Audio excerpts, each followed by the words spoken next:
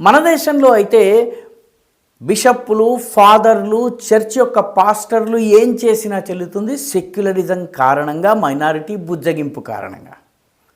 మన దేశానికి చెందినటువంటి కేరళలోని కోഴിకోడ్లో ఉన్నటువంటి ఒక పాస్టర్, ఆయన పేరు జాన్ చెరిక్కల్. ఆయన కెనడాలో మత ప్రచారం చేయడానికి వెళ్ళాడు. ఇక్కడలాగా అలవాటుగానే అక్కడ కూడా బాలికల్ని బలాత్కరించారు, మానభంగం చేయటం జరిగింది. ఈ కేసులు రుజువైన తరువాత కెనడా పోలీసులు ఆయన్ని అరెస్ట్ చేశారు.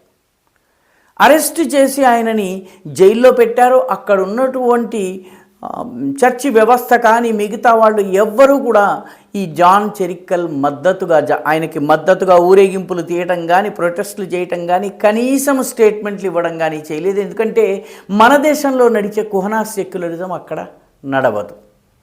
ఈ జాన్ చెరిక్కల్ అనేటటువంటి ఫాదర్ వయస్సు 60 సంవత్సరాలు. ఈయన కేరళలో ఉన్నటువంటి క్యాథలిక్ వర్గంలో ఉన్నటువంటి సైరో మలబార్ చర్చికి చెందినటువంటి నాయకుడు, మత ప్రచారకుడు కూడా.